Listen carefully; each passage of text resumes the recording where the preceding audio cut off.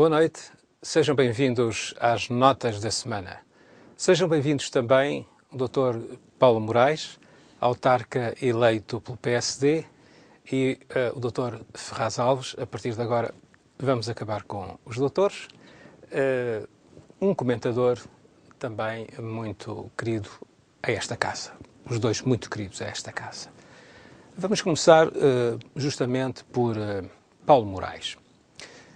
O fim do sigilo bancário, aí está, aqui em Portugal, como parece ser uma tendência na Suíça e provavelmente vai começar a alargar-se.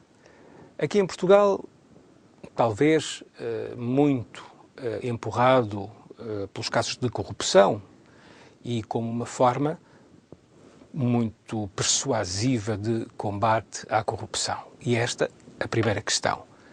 Sigilo bancário, o fim. O combate à corrupção, em marcha. Mas eu estou a ver muitas notas com asas, por causa do fim do sigilo bancário, a voarem de Portugal. Depois também gostava de ouvir a opinião de Ferraz Alves, porque na sua condição de técnico bancário, justamente porque esta coisa do fim do sigilo tem muito que se lhe diga, ou não? Boa noite, em primeiro lugar, obrigado pelo convite. Os procuradores, que muitas das vezes têm defendido um conjunto de alterações às medidas penais para facilitar o seu trabalho. Muitos dos procuradores sérios, que fazem o seu trabalho afincadamente, pedem a criminalização agora do enriquecimento ilícito. Aliás, há uma campanha em curso no país nesse sentido.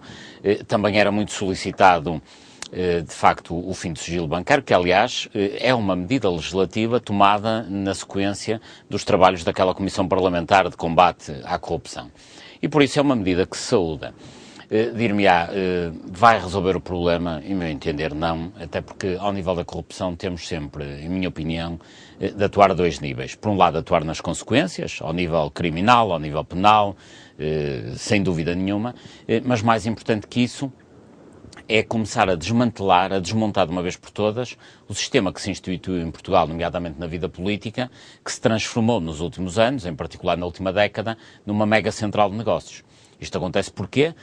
Porque nas áreas da política com maior relevância económica, com mais poder de decisão sobre quem ganha e quem não ganha dinheiro, no urbanismo, no ordenamento do território, nas obras públicas, na construção, na defesa e por aí fora, naquelas áreas em que há maior relevância económica é também onde a política está, infelizmente, contaminada com mais corrupção. Então, em seu entender, não vale a pena acabar com o sigilo bancário? Vale.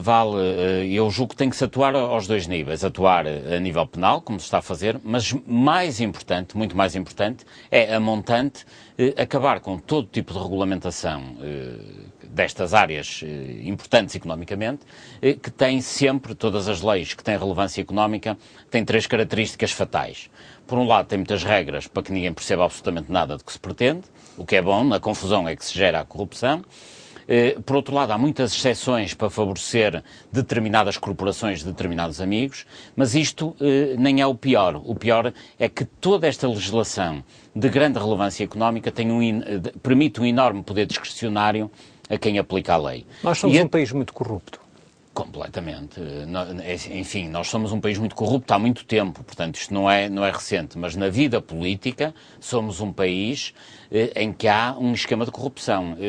Contrariamente ao que se diz muitas vezes por aí, eu não acho que os portugueses sejam intrinsecamente corruptos, nada disso. Obviamente que Portugal até já se libertou do problema, que era um problema para isso, relativamente à criação da moeda, já alijámos essa questão e, portanto, já não temos essa questão também. E eu julgo que a própria Comunidade Europeia está um pouco atenta ao desenrolar da situação.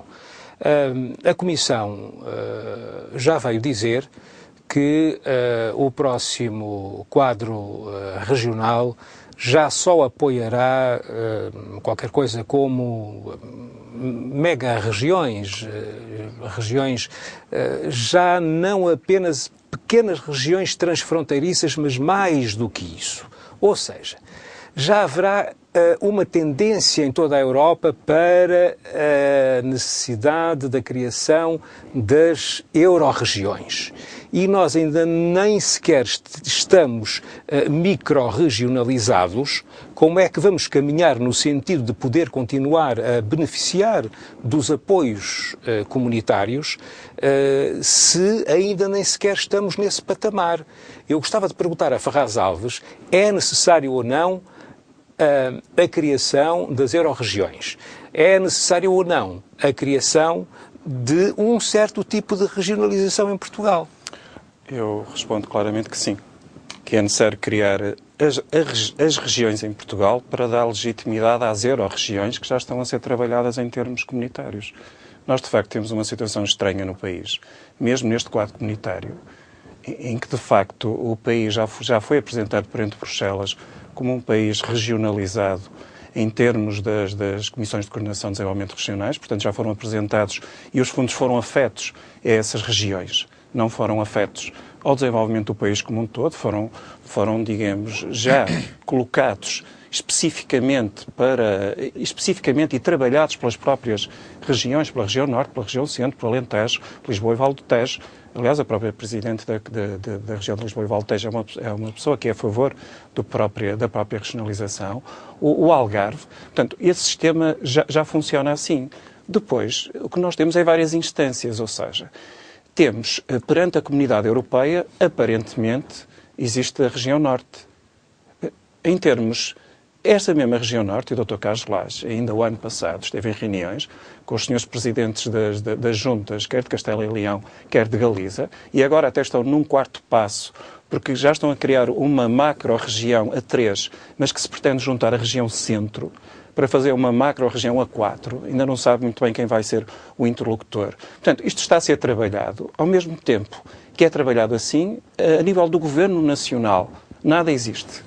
A nível das pessoas, a confusão ainda é maior quando se começa a sentir um sentimento crescente, e nós vemos isso no dia-a-dia, de que, falhando o modelo que nos foi prometido pós-98 de descentralização, ou desconcentração, entendam a terminologia que considerem, que de facto o que foi apresentado como uma alternativa para não se fazer regionalização não foi concretizado. O país afunilou, o país concentrou-se, engordou, porque é uma tendência natural que é os centros de decisão estão num determinado sítio, depois há um movimento que puxa para lá as empresas e os centros de decisões das próprias empresas e todo um conjunto de serviços de assessoria e depois secretariados de apoio e tudo isto vai crescendo à volta do local onde se tomam as decisões. E o país, durante estes anos, foi sendo conduzido para esses locais. Portanto, por uma situação quase natural. Aquilo que se sentiu sempre durante este período de tempo é que os diretórios nacionais dos partidos políticos existentes nunca pretenderam avançar com a regionalização. Portanto, nós fomos entretendo em alguns debates e íamos falando sobre as vantagens de estar mais próximo da base das decisões que têm que ser tomadas, o problema do despovoamento do território, o problema do despovoamento do interior, todos nós conversamos sobre isso. O que é que sentíamos? Quando chegava o momento de haver o debate a 4 ou 5, em que vinham os representantes políticos, claramente o discurso era um discurso controlado, limitado, condicionado, para que se chegue a esta conclusão brilhante que saiu esta semana, que foi não se avança agora para não haver o risco do não ganhar. Portanto, esta foi, digamos, a justificação que foi dada, foi volta para a gaveta, porque agora poderia não ser conseguida. E como é tão importante a regionalização, então vamos guardá-la, vamos ter o eterno mito, porque pelo menos o sonho não morre, pode ser que um dia apareça. Ferraz Alves, Paulo Moraes, muito obrigado. Assim também voltaremos para a semana. Muito boa noite. Fique por aí.